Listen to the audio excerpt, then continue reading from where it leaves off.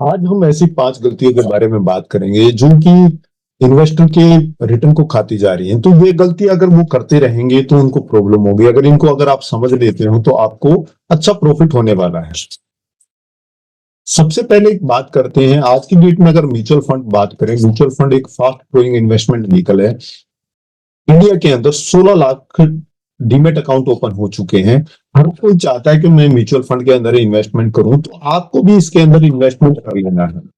दूसरा क्या है कि फाइनेंशियल इंपॉर्टेंस की बात करें, इसके अंदर क्या है कि आपको जो है वेल्थ बनाने का मौका मिलता है। कम अमाउंट से भी आप स्टार्ट कर सकते हो और एक अच्छा प्रॉफिट बना सकते हो। इसमें मार्केट के हिसाब से रिटर्न मिलता है और आपको जो है, जो आपका पोर्टफोलियो है वो प्रोफेशनल के द्वारा मैनेज किया जाता है। तो ये दोनों चीजें इसके अंदर मिल जाती हैं। एक क्या होता है कि क्रिटिकल अवेयरनेस की बात है कि आपको गलतियों का पता होना चाहिए, आप गलतियां क्या कर रहे हैं, क्योंकि वो स्मॉल स्मॉल गलतियां आगे जाके बहुत बड़ा कंपाउंड बन जाती हैं, बहुत बड़ी बन जाती हैं। तो इसलिए छोटी छोटी गलतियों से आपको बच के रहना है। अब सबसे बड़ी बात क्या आती है कि हम जो है पास्ट परफॉर्मेंस को चेंज करते हैं। और पास्ट परफॉर्मेंस जो होते हैं वो बड़े अच्छे लगते हैं, देखने में बड़े अच्छे लगते हैं, लेकिन वो आगे चल पाते हैं नहीं चल पाते, ये है रियलिटी। ये है कि जो फंड है, वो फंड जो है काम कर रहे हैं, मार्केट में अप डाउन आता है, तो उनका जो रिटर्न है, रिटर्न हो सकता है वो ज्यादा भी आ जाए, हो सकता है कम भी आ जाए। तो दोनों ही सिचुएशन चलती हैं। तो इसलिए हमारे को जो पास्ट रिटर्न आए हैं उनको ज्यादा फॉलो नहीं करना, हमारे को फ्यूचर रिटर्न के ऊपर काम करना है, अपनी इन्वेस्टमेंट जारी रखनी है। अब पास्ट परफॉर्मेंस जो काम करती है वो कैसे करती है मैं बता देता हूं आपको। तो 10 फंडों में से 4 फंड ही काम करते हैं, क्योंकि अपना जो स्टेटस है, 3 साल का जो स्टेटस है उसको मेंटेन कर पाए हैं 40% ही। 1 साल का जो रिटर्न है हमारे को हमेशा अच्छा लगता है देखने में कि वो अच्छा रिटर्न है, बट वो टाइम के साथ में फेड हो जाता है। 60% ही ऐसे हैं जो कि मार्केट को बीट कर पाते हैं और एक एवरेज रिटर्न हमारे को दे पाते हैं। ऑलमोस्ट अगर मैं बताऊं आपको, तो रिटर्न जो है 12% का रिटर्न आपको कहीं नहीं जाता। जब लॉन्ग टर्म में आप इन्वेस्ट करते हो तो 12 से 15% का रिटर्न आता है। अब अवॉइड कैसे करें, जो परफॉर्मेंस का जो ट्रैप है उसको आपको अवॉइड कैसे करना है, आपको ट्रैक करना है कि जो मार्केट की जो कंडीशन है उसके अकॉर्डिंग आपका जो पोर्टफोलियो वो कैसा रिटर्न दे रहा है। तो जो आपका रिस्क है वो रिस्क एडजस्टेड है कि आप इतना रिस्क ले पाओगे नहीं ले पाओगे, वो चीज भी है।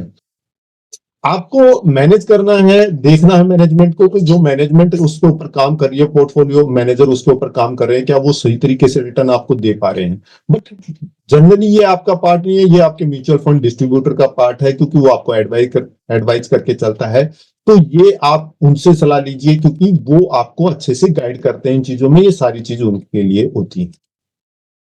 ठीक। हम जो एसेट्स का एलोकेशन करते हैं वो हमारे को पता होना चाहिए। हमारा जो 90% जो रिटर्न आता है वो एसेट्स एलोकेशन से आता है। आपका इक्विटी में कितना पैसा लग रहा है, गोल्ड में कितना पैसा लग रहा है, डेट में कितना लग रहा है, अदर में कितना पैसा लग रहा है।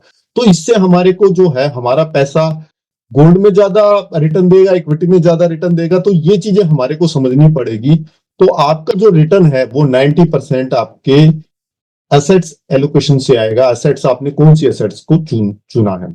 दूसरा कॉमन जो मिसकंसेप्शन है वो ये है कि हमारे को जो फंड है, फंड के अंदर जो पोर्टफोलियो बनता है, पोर्टफोलियो बहुत इंपॉर्टेंट रोल प्ले करता है कि आपका पोर्टफोलियो किस तरीके से, कितना डाइवर्सिफिकेशन है और डाइवर्सिफिकेशन का रेशो क्या है, वो सारी चीजें मैटर करती हैं। आपने बहुत सारे फंड ले लिए और उसमें आपका जो डाइवर्सिफिकेशन अच्छे से नहीं हुआ, तो उसमें आपको प्रॉफिट नहीं होने वाला है।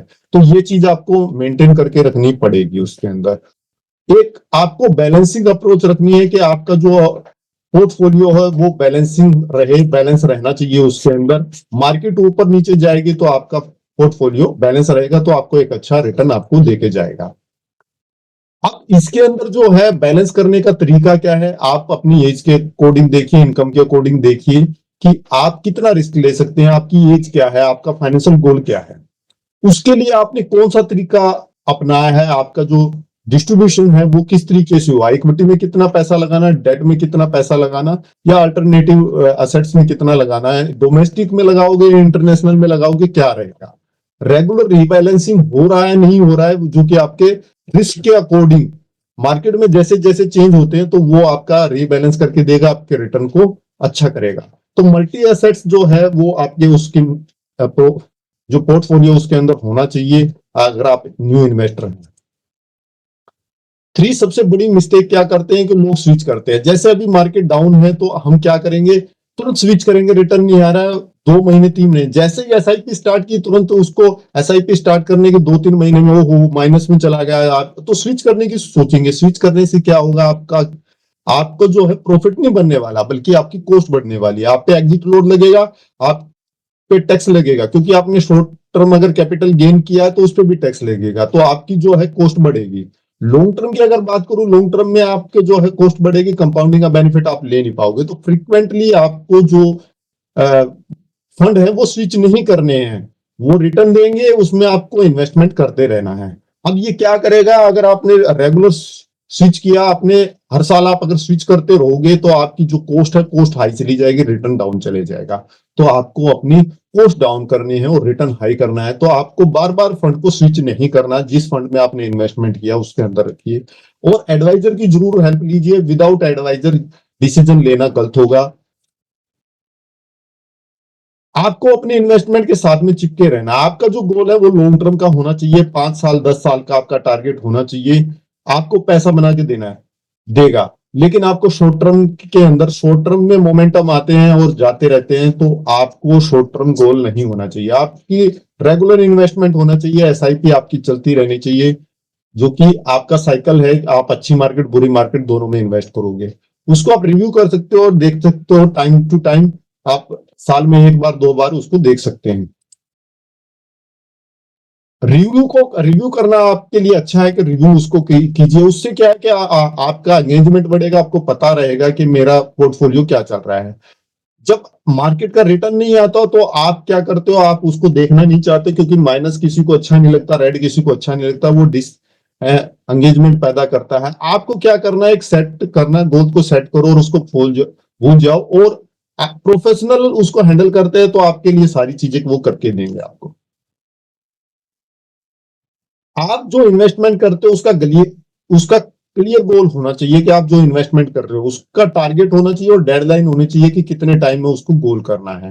और आप ग्रोइंग वेल्थ कर रहे हो तो वो स्पेसिफिक हो कि मेरा ऑब्जेक्ट क्या है। प्लानिंग होनी चाहिए कि इतने अमाउंट से इतने करोड़ मेरे को बना के चलना है। तो विदाउट प्लानिंग आपको कोई भी इन्वेस्टमेंट करनी नहीं है। आपका गोल बेस्ड इन्वेस्टिंग का मतलब क्या होता है कि रिटायरमेंट में मेरे को पैसे की जरूरत पड़ेगी, कितना फंड की मेरे को जरूरत पड़ेगी, और उस फंड के लिए मैं मेरे को कैसे पैसा इन्वेस्ट करना है। ऐसे जैसे मैं अपने बच्चों को डॉक्टर बनाना चाहता हूँ, इंजीनियर बनाना चाहता हूँ, तो मेरे को कॉलेज में कितना पैसा लगेगा, किस तरीके से इन्फ्लेशन बढ़ रही है, तो वो सारी चीजें मेरे को एनालाइज करके उस तरीके से इन्वेस्टमेंट करनी चाहिए। मेरे को घर खरीदना, तो मेरे को डाउन पेमेंट करनी है या फुल्ली पेमेंट करनी है, वो दोनों चीजें आपको समझनी पड़ेंगी। उस हिसाब से गोल के बेस पे आप इन्वेस्टमेंट कीजिए तो आपको रिटर्न अच्छा मिलेगा। बहुत सारे यंग लोग ये सोचते हैं कि मैं 10 साल में 15 साल में रिटायर हो जाऊंगा, तो वो रिटायरमेंट की प्लानिंग इस तरीके से कर रही है कि मेरे को जो प्राइवेट जॉब मैं कर रहा हूं तो मैं एक टाइम पे रिटायर हो जाऊंगा। तो इस तरीके से आप करोगे तो आपको बेनिफिट रहेगा। आप जो फंड को जो है चूज करने के लिए आप कुछ तरीके बना सकते हैं। शॉर्ट टर्म जो गोल है वो आपका 0 से 3 साल का होना चाहिए, और जो मीडियम टर्म है वो 3 से 7 का होना चाहिए, लॉन्ग टर्म 7 ईयर प्लस का होना चाहिए। तो ये आप गोल के हिसाब से आप फंड चूज कर सकते हो कि भाई मेरा ये टारगेट है, मेरे को इतने टाइम में ये करना है, तो इनका आप फायदा ले सकते हो। आपको जो है क्या करना है, आपके मेजर जो पॉइंट होने चाहिए, आपको फोकस करना प्रोसेस पे, ना कि रिटर्न पे। आपकी अमाउंट जो है हर महीने एसआईपी आपकी चलती रहनी चाहिए, इन्वेस्ट होती रहनी चाहिए, जो कि आपको एक अच्छा रिटर्न बना के देगी। आप अभी रिटर्न मत देखिए, आप 10 साल 15 साल बाद रिटर्न उसका देखना। अभी आपको सिर्फ इन्वेस्टमेंट करना है। आपका जो पोर्टफोलियो है वो डाइवर्सिफिकेशन होना चाहिए। आपका जो पैसा लगा वो एक जगह नहीं होना चाहिए, मल्टी एसेट्स में लगा होना चाहिए। डिसिप्लिन आपका होना चाहिए, बार बार आपको स्विच नहीं करना है। आपका जो इन्वेस्टमेंट है एक जगह आप करते रहिए, बार बार स्विच करेंगे तो आपको जो कॉस्ट है वो ज्यादा पड़ेगी, रिटर्न नहीं आएगा। आप रेगुलरली उसको 6 महीने में 7 महीने में कभी भी रिव्यू कर सकते हैं, देख सकते हैं कि मेरा जो इन्वेस्टमेंट है वो कैसी चल रही है। इन्वेस्टमेंट का पर्पज आपको पता होना चाहिए, गोल आपका डिसाइड होना चाहिए कि मेरा क्या गोल है इस इन्वेस्टमेंट का, कि मैं किस टाइम पे मेरे को पैसे की जरूरत पड़ने वाली, वो डेडलाइन होनी चाहिए। मेरा रिटायरमेंट का गोल है, मेरी बच्ची की पढ़ाई का गोल है, या मेरे को घर खरीदना है। तो ये सारे गोल आपके पर्पज आपके पास में होने चाहिए, टारगेट फिक्स होना चाहिए कितने टाइम पे पैसा।